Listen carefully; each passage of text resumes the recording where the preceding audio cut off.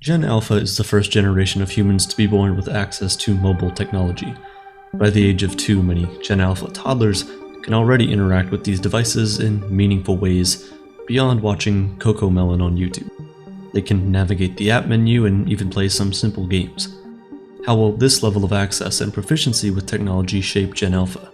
And how will Gen Alpha, in turn, change the world? I want to acknowledge that generations are a strange concept. Grouping people in a roughly 15-year age range into one definable set of characteristics seems reductive in most cases, but there are some instances where this distinction is useful. Generations help group people who experienced and reacted to the same historical and social events within a specific time period, and the truth is that these factors unify people to an extent. When discussing how people are handling the rising cost of housing, for example, generations are a useful shorthand to demonstrate that one group of people will experience this phenomenon very differently than others. Generation Alpha, specifically, is the generation that follows Gen Z, consisting of individuals born between 2010 and 2025. Most of them are still kids, with the oldest ones becoming just teenagers, while the last of them are still being born as we speak. How can we possibly know that they'll change the world when they've yet to learn how to work a part-time job or drive a car? While we can't know for sure what changes they'll bring, we do know of one major factor that influences a generation like no other: technology. We often think of technology as another way for us to express ourselves and our will. However, the 20th century philosopher Marshall McLuhan describes it differently and perhaps more accurately. McLuhan is most well known for this line: "The medium is the message." What he means by this is that the media format has more significant effects on us than the actual content of the message being sent. The format media takes changes our relationships with the message and each other. It conditions us in a specific way. In the words of McLuhan, we shape our tools and then our tools shape us. The technology that we develop shares our lives and how we interact with each other in fundamental ways. Just like how in-video AI is trying to be on the better ethical side of tech, by helping people transform their creativity into videos. One of the questions I get asked the most is, how can I start making videos like yours? Years ago when I started, that answer would have been very difficult and cumbersome, but not anymore thanks to in-video AI, the video co-pilot I wish I had when I started. With in-video AI, you can say goodbye to editing timelines because you can easily create and edit videos with simple text prompts. All you have to do is give it a prompt for the type of video you want. The more detailed the prompt is, the better. And afterwards, select the audience and platform of your video. Then in-video AI will create an engaging script, find high-quality, relevant footage, add subtitles, and even a human-sounding voiceover to give you the first cut of your video in any language. Have you ever wondered what lurks in the darkest corners of space? If you don't like horror but love space, then this is for you. From there, you can give it simple text commands to make edits to your video. You don't like the style of the subtitles? Ask it to change it. Want a different intro? Ask the AI to start the video in a different way. It will understand all of your commands and make the desired changes. The best part about it is that with in-video AI, you can upload a 30-second recording of your voice in any language, and it will clone your voice. So you only have to record your voice once and use it in any video moving forward. You can get started with in-video for free and create up to 4 videos a week. But if you want to clone your voice and create videos without a watermark, then I highly recommend you get the paid plan that starts as low as $20 a month and use code Aperture50 to get twice the number of video generation credits in your first month. It gives you access to all the AI tools as well as millions of royalty-free stock footage clips, your own voiceover, and a video editor, all of which will cost you hundreds of dollars if you source them individually. Back to our story. Excessive screen use literally changes the gray and white matter in young children's brains. It reduces their literacy, their ability to speak, and their comprehension. Families interact less with each other and more with screens. This was true when TVs entered the living room, and it's far worse now thanks to mobile technology. As Gen Alpha gets older, they're being introduced to a medium that has shaped us more than anything else since the dawn of humankind. They're growing up as kids with social media accounts, which will drastically change how they see each other and themselves. With his concept of the global village, McLuhan suggested that TV, radio, and mass communication in general were already changing us from a society of individualism and privacy to a tribal society where everyone watches everyone else. People act and react based on what the larger group knows and believes to be true. Social media has made McLuhan's description of mass media far more relevant. Our new tools have made us hyper-aware of what others think at all times. We affirm the values of the group we belong to, such as the two sides of the culture war. We also fear being outcast by violating the norms of these groups. We become tribalistic. But previous tribal societies were much smaller. You could keep track of most people you came in contact with. With social media, you come in regular contact with thousands of people every single day. Humans have an evolutionary constraint of knowing about 150 people. Beyond that, we experience cortical overtaxing in the brain. With social media, we're connected to thousands of people and in a tribal way. It's not surprising that these platforms are becoming more associated with anxiety and depression. Gen Alpha adolescents are and will be growing up in this tribalistic world with earlier access to social media than any other generation. This not only affects the way they interact with their peers, but according to research in the field of neuroscience, it changes the way they process emotions. Generation Alpha is already entering high school environments. It's the first time that they'll be expected to write papers of considerable length. They may also take up coding and computer science courses or dabble with computer-generated images and art. Unlike previous generations, Alpha will navigate high school with access to generative AI tools to help or completely take care of school projects for them. Some teachers are learning how to recognize what an AI-written paper looks like, but it won't prevent a student from using a program like ChatGPT to give them a draft to work off of. AI is able to code and can be used by students in computer science courses. It can easily handle low-level syntax work that students usually start with. Teachers who still want their students to prove their proficiency will struggle to be able to tell what was supported by AI and what was not. Many students will be missing out on important skills. They'll be dependent on technology in a way we've never seen before. In writing, we're able to generate ideas and bring cohesion to a large subject. The problem, though, is that if AI is taking the reins of writing, then it's also taking control of ideas and direction. Gen Alpha will become removed from the ideation process.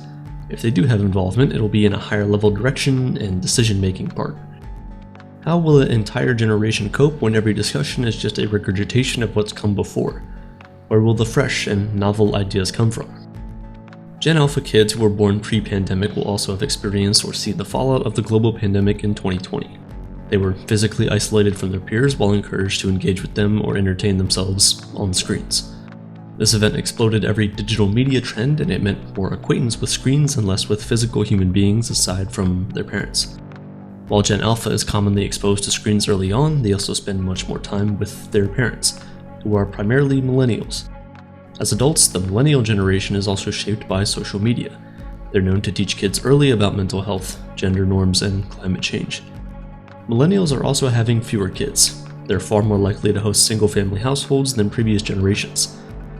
This is likely due to large economic disadvantages they have to contend with, such as the price of housing, the cost of student debt, and, well, really just the cost of everything. So, while Gen Alpha are on screens a lot, they're also potentially hearing about the impact of screens on their mental health. Research on Gen Alpha so far suggests that they have some unique strengths and weaknesses compared to previous generations. Their technological literacy is very strong for obvious reasons. They're more open to knowledge and have good numerical intelligence.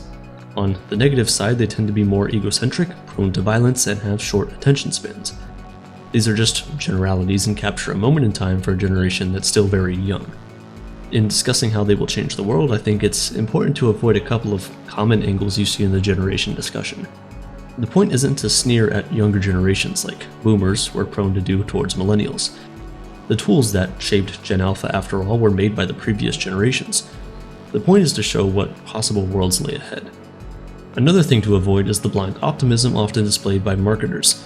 They're just excited at the prospect of a generation spending more and more and being open to ads. The deciding factor that will lead Gen Alpha down one path or another is tech-determinism. Are we doomed to adopt emerging technologies regardless of the harm they cause, or is society-wide resistance possible? There's a strong case for the tech determinists who believe that widespread availability of technology makes social change inevitable. We don't seem to have many mechanisms in society to prevent new technology from taking over. The gurus who design this tech often buy into techno-utopianism. It's a world where all of our problems are solved by technology, and in this version of society, technology progresses in a very straightforward trajectory, from one advancement to the next.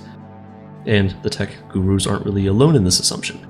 Techno-utopianism has been a typical prevailing attitude for much of the 20th and 21st centuries. It's only recently that so many of us are questioning this reality. It's hard to argue against the inevitability of tech adoption.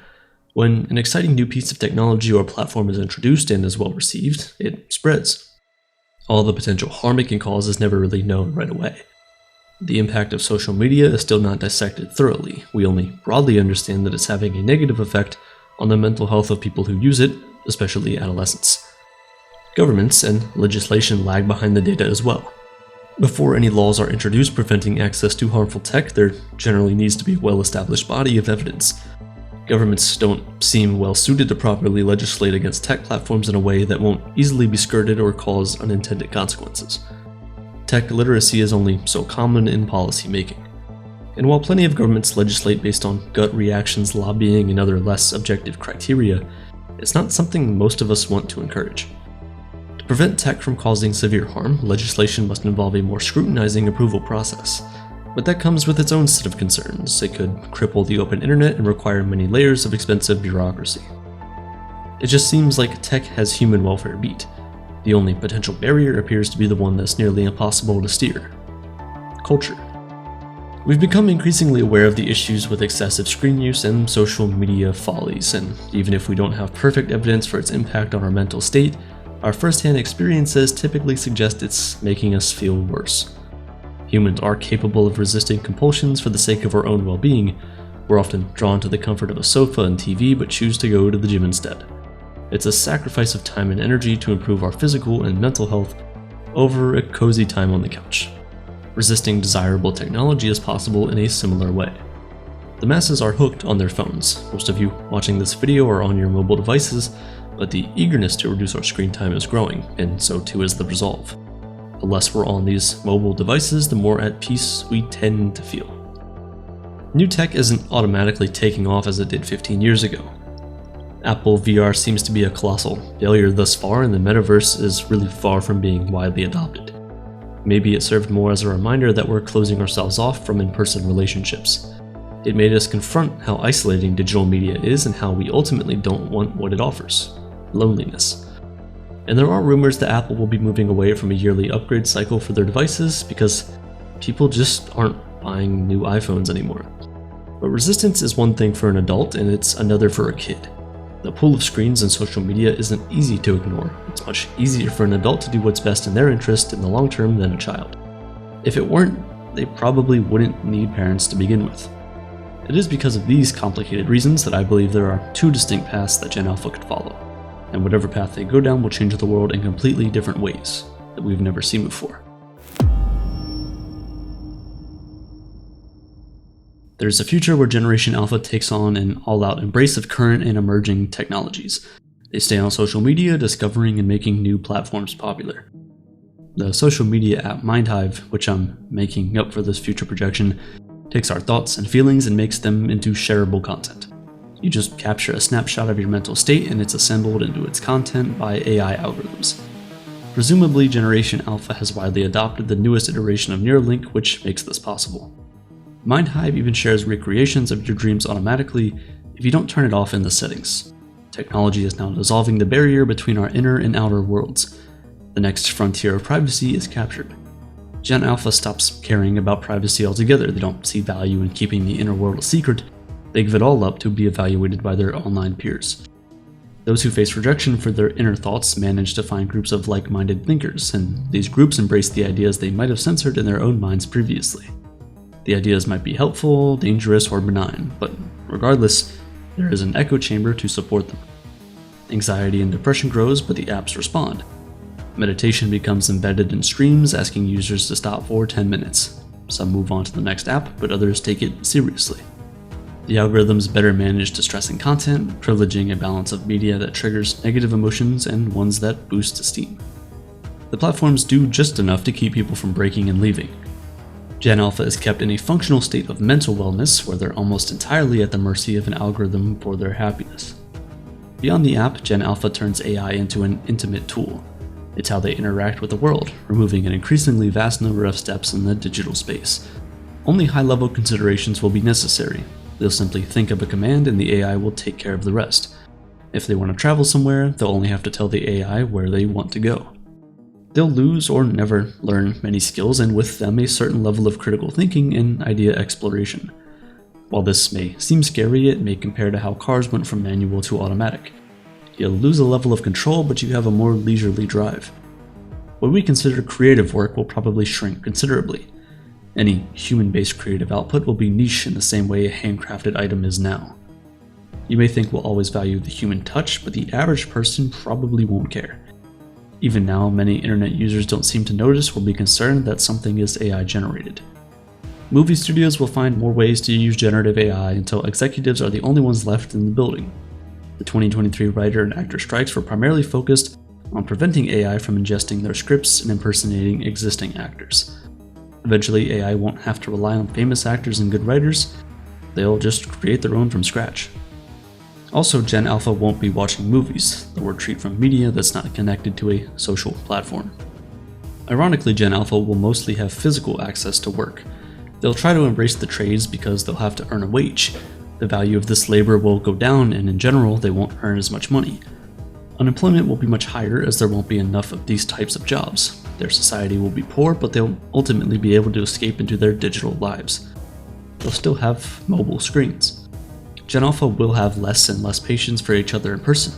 Interacting in real life will be overwhelming for some and too boring for others. It'll be very common for Generation Alpha to use their screen for the majority of face-to-face meetings. Their identities will be wrapped up in their online personas. They won't bother to express themselves as much physically, clothes will be more about utility and less will be consumed. More of society will become gamified and connected to their digital experience. Their secondary education will be overhauled to be presented in digital formats that keep students stimulated. Professors will become secondary to the app-based experience that supports learning. Gen Alpha won't take written exams. They will, however, have to prompt an AI with higher precision to demonstrate what they've learned. And while some will continue to read books, others won't read outside of information presented in apps and games. The future that Gen Alpha may adopt will seem scary for those who can remember a home phone in the kitchen. But it'll all seem like a continuum for Alpha. It may not be a harmonious existence, but it won't be a living nightmare either.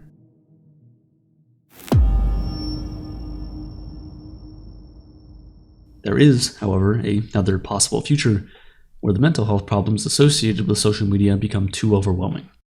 They won't just suggest intervention, but demand it. Generation Alpha forces themselves off of social media and a lot of the internet in general. Generation Alpha will be very aware of the way algorithms shape and create what they see online. In this future, AI makes being online feel uninteresting. When content is generated mainly by non-humans, it loses its appeal. What drew people online into social media to begin with is essentially gone. They came for social connection and the fear of being left out, but when there's no humans, it's the internet without a connection. Social media without the social, the internet for leisure, is effectively dead. Now sure, AI is convincingly able to simulate a conversation. If we allow ourselves to engage with chatbots, they can even give us some of the same feelings we derive from our communications with friends. But when we step back momentarily, we know that we're just talking to a machine. We're missing out on real conversations with real humans. As social animals, we're compelled to communicate with others. A facade of other people doesn't check off enough boxes. It just superficially soothes a part of that social need. In this future, Gen Alpha yearns for privacy. The internet is fake and full of scams. It's filled with AI-generated content for companies whose sole purpose is to make money off of them. Or it's scammers trying to steal in increasingly sophisticated ways. With AI taking most white-collar work, scamming will become more popular. A great section of the population is poor, looking for any way to make more money.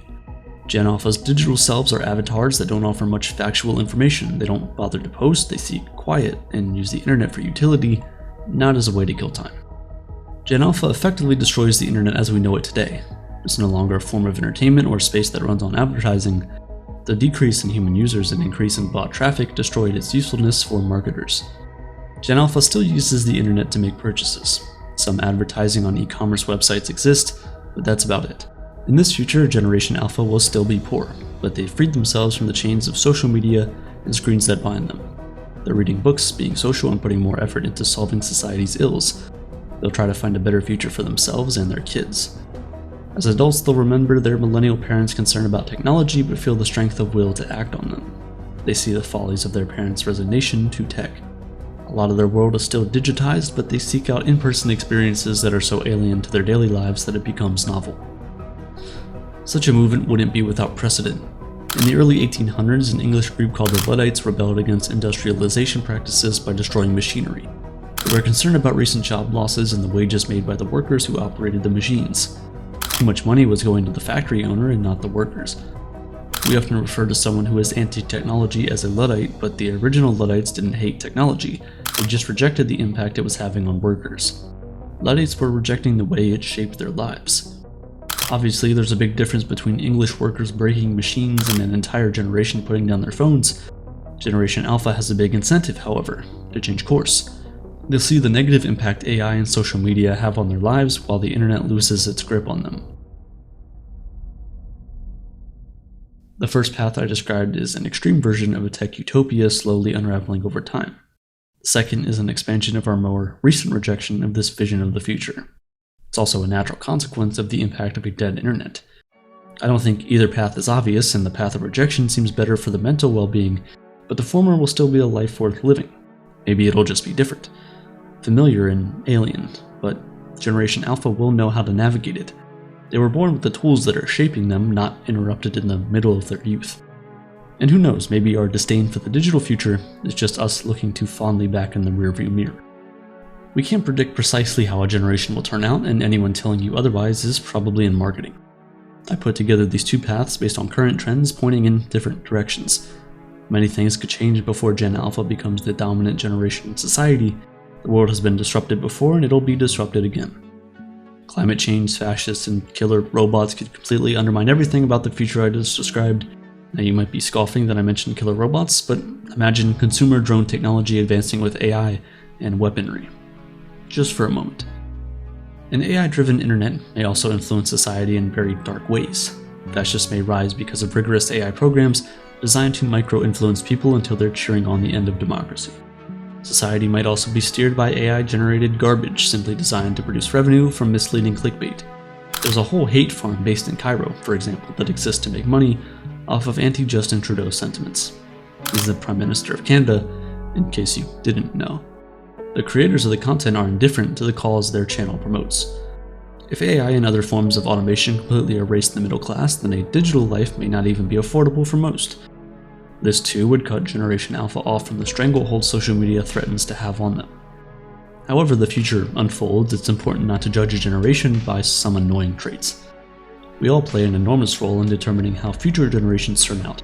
Gen Alpha is born with the technology designed, distributed, and embraced by our cohort and those who came before us. We also have a tendency to look back on the way things used to be and be pined for those old values. Our world is potentially becoming less private and more individualistic, and that causes older generations anguish and longing. Marshall McLuhan would say that we're looking back fondly at what we see in the rearview mirror. In the 1960s, McLuhan suggested that people were prone to living in Bonanza Land. By obsessing over the show Bonanza and its Wild West setting, people were looking back, longing in the rearview mirror, at values that were gone. Whether Alpha becomes a generation that is inseparable from their digital lives or one that revolts against them is beyond our control. Our influence is only so significant, up against the forces of technology and the complexity of society.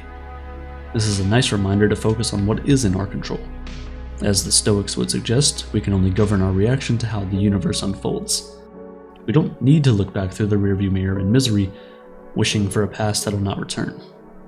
With an open mind, we can engage with the new tools with a reasonable amount of guardedness. It's not to suggest that new technology doesn't pose actual harm. Digital media can negatively impact your relationships, your concentration, and many other things you love. Social media and gamification can lead to unhealthy addictions. The many forms of digital media can wreak havoc on your well-being, and every generation needs to take that seriously. But we can thoughtfully navigate these potential harms. There's still happiness to be found in a brave new world, and Generation Alpha is capable of finding it.